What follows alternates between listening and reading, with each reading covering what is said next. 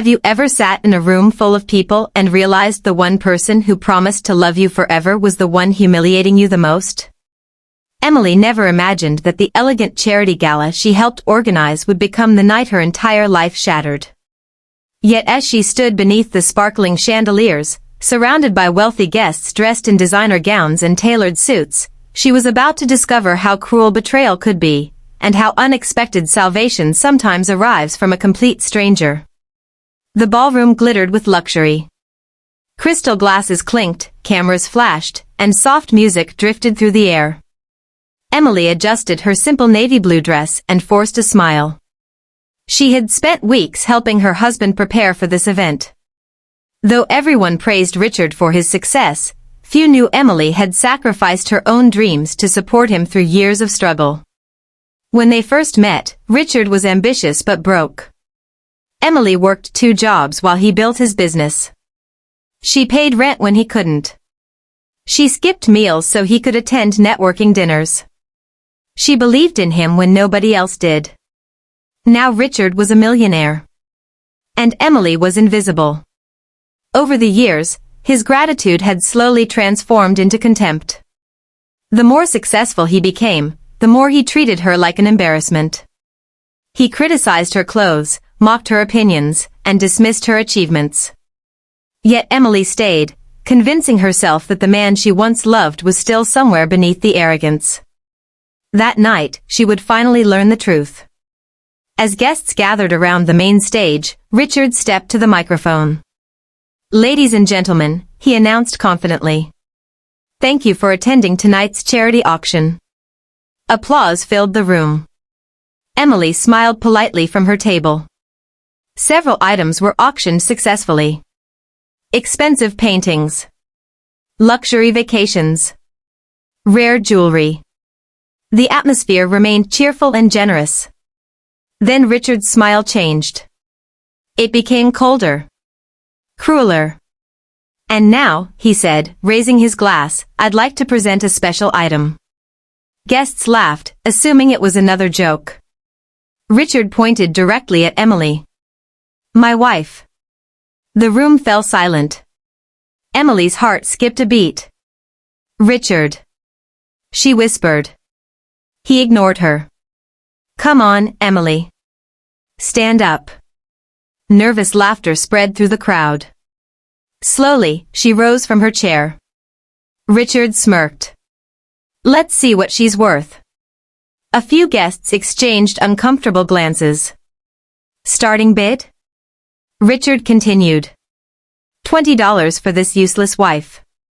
The words struck Emily like a physical blow. At first, nobody reacted. People assumed it was a terrible joke. Then Richard laughed. "Come on, someone must need a woman who's good at spending money and doing absolutely nothing useful." More nervous laughter followed. Emily felt every eye in the room staring at her. Her cheeks burned. Her hands trembled. She wanted to disappear. The humiliation was unbearable. But Richard wasn't finished. "You know," he continued, "she used to be attractive. Back when I met her. Before she got comfortable living off my success." The crowd grew quieter. Some guests looked away. Others stared at their tables. Nobody knew what to do. Emily fought back tears. Every sacrifice she had made. Every year she had supported him. Every dream she had abandoned. Reduced to a punchline. $20, Richard repeated mockingly. "Any offers?" The silence became painful. Then a voice came from the back of the ballroom. "I'll bid." Everyone turned. A tall man in a dark suit stood near the entrance. Emily had never seen him before. Neither had most of the guests. Richard laughed. "Excellent. $20? The stranger shook his head. "No." He stepped forward calmly. 100,000. The room gasped. Richard blinked. "What?" $100,000, the man repeated. Complete silence followed. Emily stared at him in disbelief. The stranger's expression remained serious. Richard forced a laugh. Very funny. I'm not joking. The man walked closer. 100,000. The atmosphere changed instantly. Suddenly nobody was laughing anymore. Richard looked confused. Who are you? The stranger ignored the question. Instead, he looked directly at Emily. For the first time all evening, someone looked at her with genuine respect. Not pity. Not amusement. Respect. Then he turned back toward Richard. Actually, he said, make it 500,000. The crowd erupted into whispers. Emily could barely breathe. Richard's confidence began to crack. This is ridiculous. You're right, the stranger replied calmly. It is ridiculous. He scanned the room. A woman who spent years helping her husband build his empire is being publicly humiliated for entertainment. Nobody spoke. The stranger's voice grew stronger. Many of you know Emily. Several guests nodded quietly. You know how hard she worked. More nods. You know the sacrifices she made. Richard's face paled. The stranger continued. Yet not one person stood up for her. The words cut through the ballroom. Guests lowered their eyes. Because he was right. Then he faced Richard directly. You call her useless. Richard remained silent.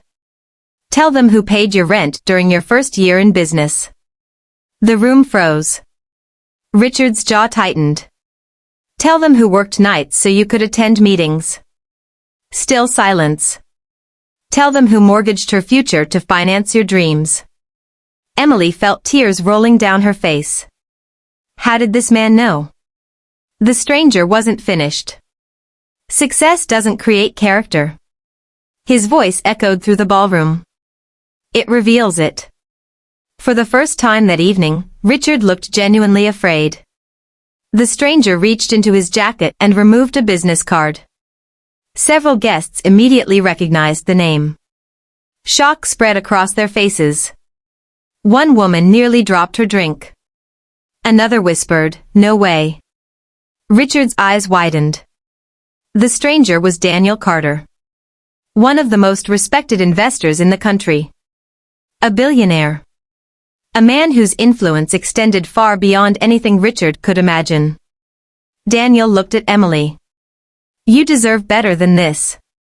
The words broke something inside her. Not because they were dramatic. But because nobody had said them in years. For so long she had convinced herself she deserved the criticism. The neglect. The humiliation. Now, hearing a complete stranger speak those words felt overwhelming. Richard suddenly laughed nervously. This has all been misunderstood. Nobody believed him. Daniel raised an eyebrow. Really? Richard swallowed. It was just a joke. Daniel glanced around the room. Did anyone laugh? Silence. The answer was obvious. Emily saw embarrassment spreading across the faces of people who had once admired Richard. His carefully constructed image was collapsing. Daniel stepped toward the stage. People often reveal their true selves when they think nobody will challenge them. Richard opened his mouth. Daniel interrupted. Tonight, you believed you had all the power. The billionaire looked toward Emily. You were wrong. For years Emily had felt powerless. Now something inside her awakened. Not anger. Not revenge. Strength. The kind she had forgotten she possessed. She walked slowly toward the stage. The room watched. Richard attempted a smile. Emily, let's talk privately. She stared at him.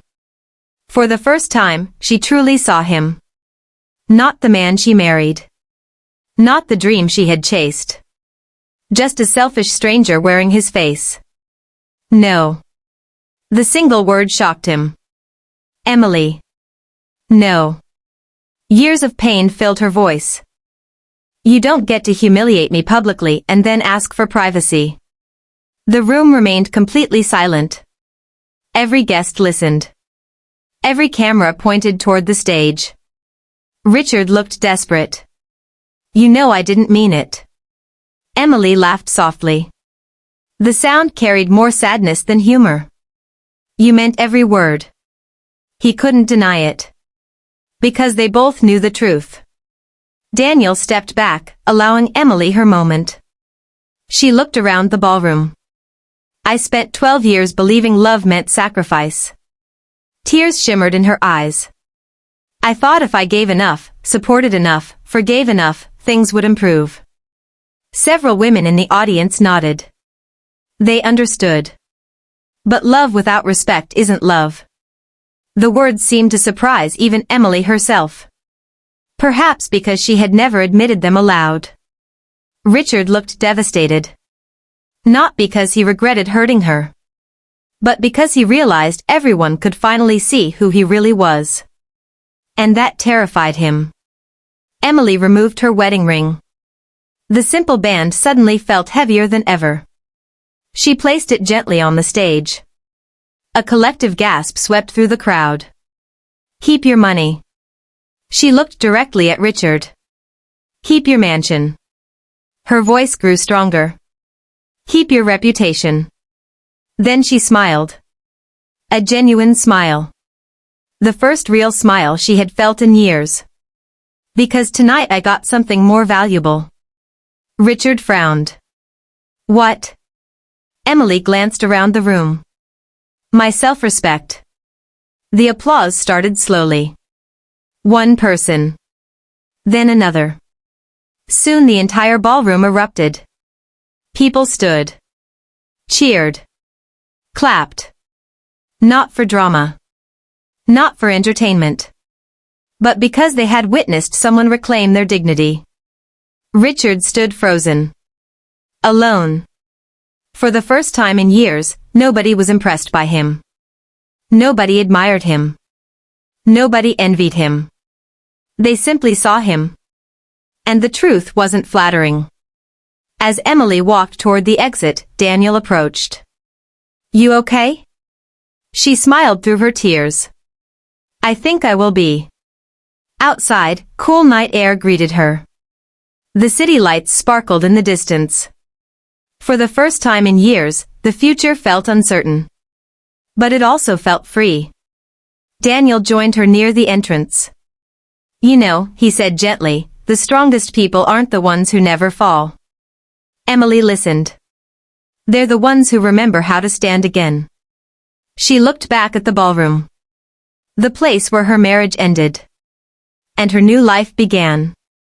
Strangely, she felt grateful. Not for the pain. Not for the humiliation. But for the moment that finally opened her eyes. Sometimes the worst night of your life becomes the first night of your freedom. Months later, Emily would rebuild her career, reconnect with forgotten dreams, and discover strengths she never knew she possessed. She would learn that happiness doesn't come from being chosen by someone else, it comes from choosing yourself. And whenever people asked about the night everything changed, she wouldn't remember the auction, the laughter, or even the humiliation. She would remember the moment a stranger stood up in a silent room and reminded her of something she had forgotten. Her worth was never determined by the person who failed to see it. And that lesson, once learned, could never be taken away again.